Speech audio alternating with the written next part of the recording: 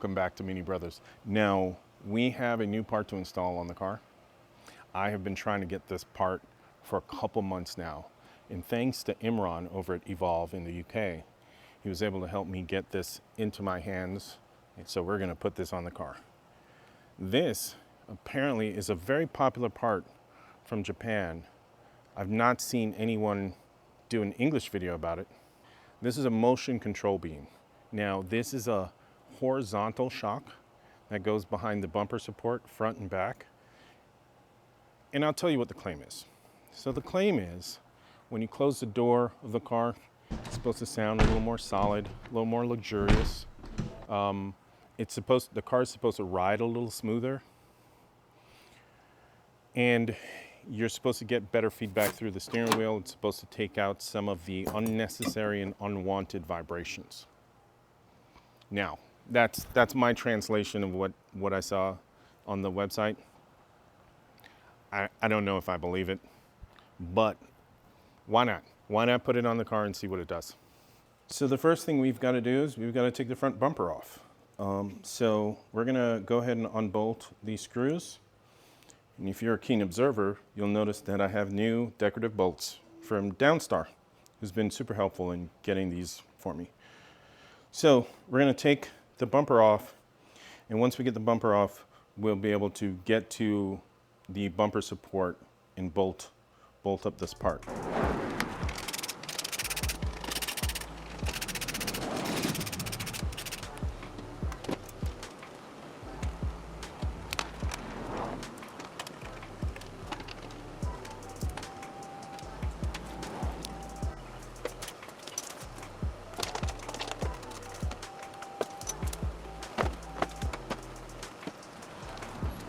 What came in the box are the two shocks you see here on the right, and then some mounting hardware. Now this is just supposed to bolt right up. You've got some bolts here to use. So it should be a fairly straightforward install. I'm guessing the hard part is actually taking the bumper off and getting these brackets into the right position. I think there's a couple places that you actually need to use a box cutter to cut out some stuff. So let's go ahead and start getting this on the car. So it does come with instructions, but as you can see, they're in Japanese. Unfortunately, I don't speak Japanese, so these aren't going to be much help. It does have pictures, which is great. So I get an idea of how the orientation is. So this is what the front will look like. So let's go ahead and get the front on and see if we can get it all bolted up. So we've got the bumper off. It looks like to bolt this up, it uses these two existing bolts. We do have to cut a hole in the side of this to get access and clearance for that part. So we're going to do that. But it should just use these two existing bolts on either side. My guess is that you can't install this wrong because the crash bar is curved. So we shouldn't be able to install this inverted. And then it's going to sit right here, right above this crash bar.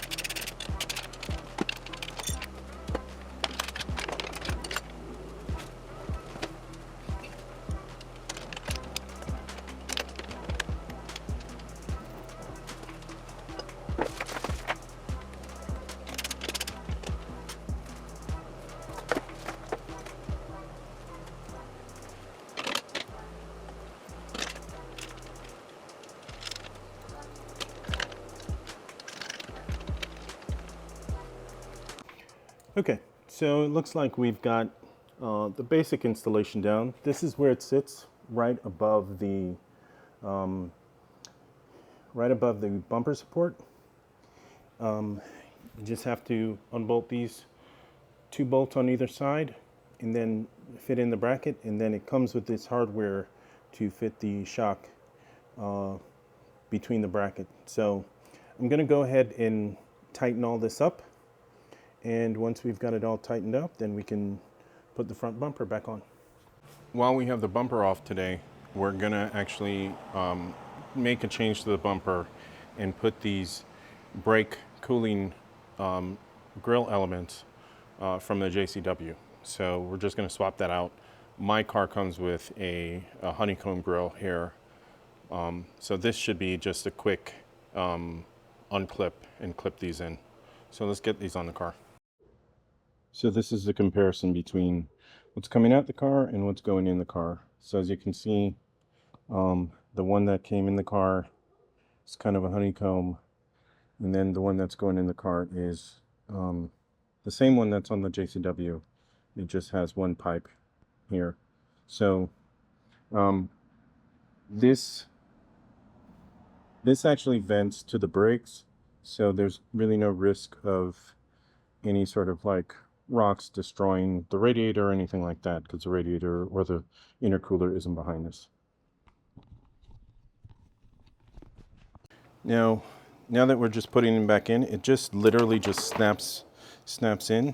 So you have these little clip areas. You just line it up, and it should just be adding some pressure to it to get it to clip in. You just have to make sure it clips in all around.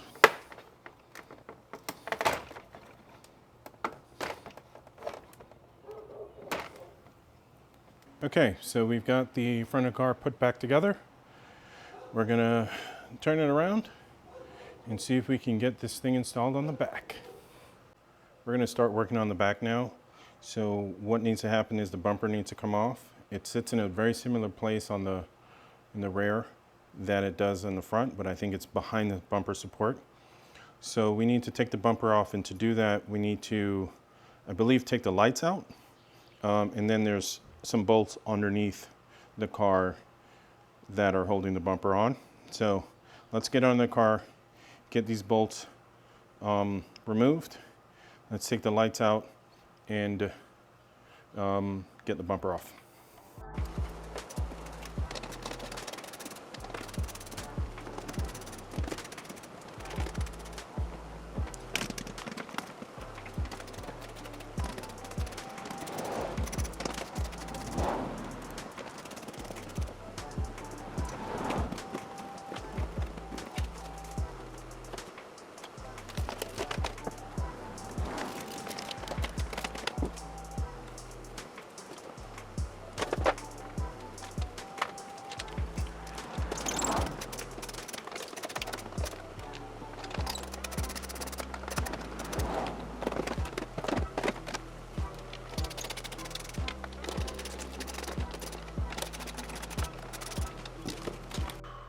So we got the back bumper off.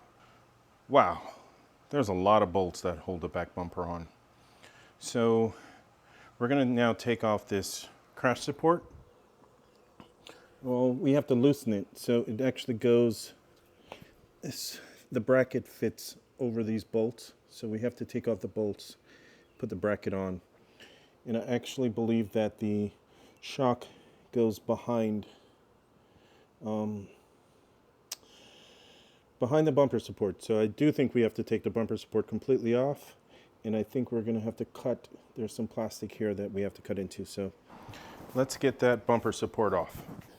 So it looks like this bracket fits on the outside of the bumper support. So it fits over the outside, but because of the way it's shaped, this piece actually will be on the inside of the bumper support. So it bolts up on the outside, but this arm ends up being on the inside. So it kind of goes over it. And then the shock will be mounted here. which means we have to cut space for the shock out of this plastic piece here. So we're going to cut that out now, and then we're going to get the bumper support back on and bolt this on over it with the shock on the inside.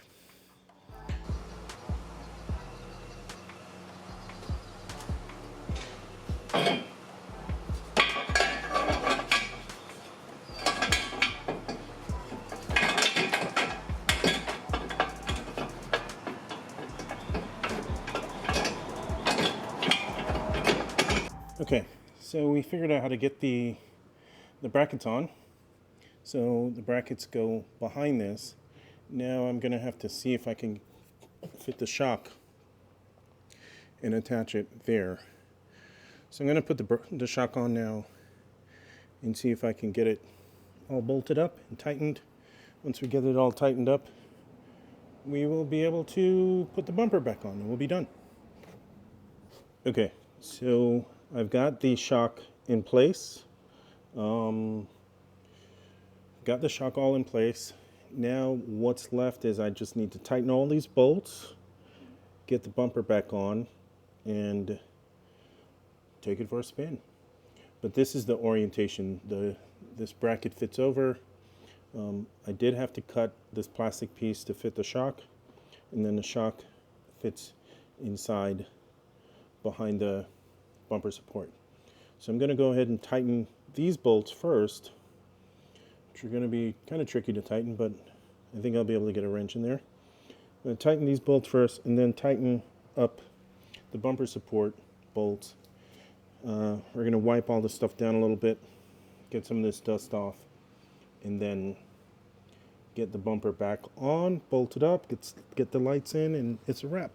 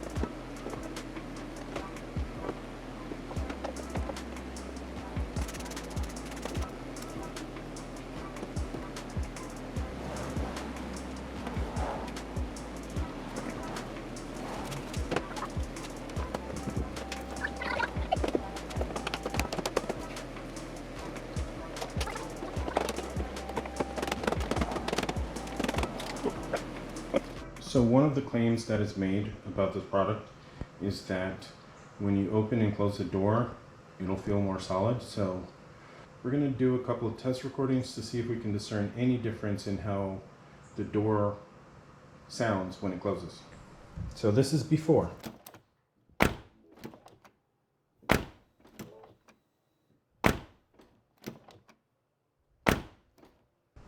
Okay, so we're going to go ahead and install it front and back, and then we're going to do this again to see if it sounds any different.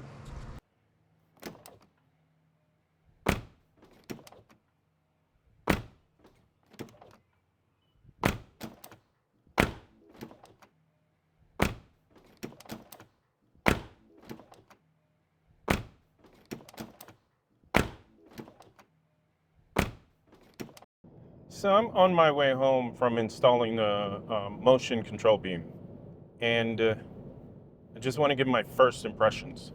So it definitely feels smoother. It feels almost as though I'm not driving in sport. My car has adaptive suspension, so when you take it out of sport mode, it changes the dampening and puts it in a much more like comfortable setting. It almost feels like that in sport mode. It doesn't take away the bumps or the rigidity. You don't really lose the feel of driving the car, but it kind of smooths the bumps. So the bumps, going over bumps, it feels a lot smoother. It's very hard to describe. But it does feel like the car is just driving more smoothly. The bumps aren't as harsh. Let me put it that way. So the bumps, what it feels like is the bumps aren't as harsh. It feels like it handles the bumps a little softer. So this is a very interesting product.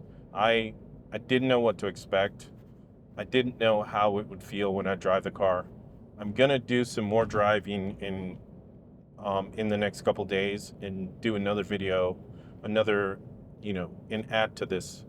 But I wanted to come on and give my initial impression. Just driving down the highway, you don't feel every little bump as much as I did before. So it's a very interesting feeling. It doesn't feel like a different car, but it doesn't feel like the same car either. So I've had the body shocks on the car for a couple of weeks now. So I've had the opportunity to really drive the car and give my impression on what changes when you put this on the car. Now, the first thing I noticed is at slow speeds, the car absorbs uneven terrain much better. So if you're going over a bump on one side of the car or going over a pothole or something like that, it's going to absorb that a little better. What also is very evident is on turn-in. When you turn the car, especially on a sharp corner, it will track better. It tracks tighter to the corner. I feel like I'm able to turn in much more aggressively and hold the line that I want. So that was something I wasn't really expecting, but it definitely, like, when you turn that car in, it definitely bites a little better on the inside wheel. So that's something that I really like about it. I feel like you can drive more aggressively with it. At high speeds, it's very different. It feels like the car is smoother over high speed bumps. It feels like it floats on the road a little more, even though when you need to do evasive maneuvers or something like that, it's more responsive than it used to be. Now, my car is super stiff, so it was responsive already, but now it feels a little more responsive than it was before, and high-speed driving is definitely more comfortable overall. I think if I was going on a long road trip, this would be something to definitely have on the car. If I had a car that was set up not as stiff, this would be more dramatic, I believe. So if you have a Mini and you do a lot of long distance driving or a lot of driving for work, like say you have a 45-minute commute or something, this is something that's going to save your back a little bit, make it a little more comfortable. So consider this in that scenario. Also, if you're driving around on UKB roads, this might be something that you want on a car. It'll absorb some of those little bumps and the unevenness and make those drives a little more fun. Hope you enjoyed this. If you haven't already, hit that like button. If you haven't subscribed, go ahead and subscribe. We've got more content coming up. Hope to see you soon. Thanks for joining. Thanks for watching. If you liked the video, please hit the like button. While you're down there, go ahead and subscribe. That helps us a lot.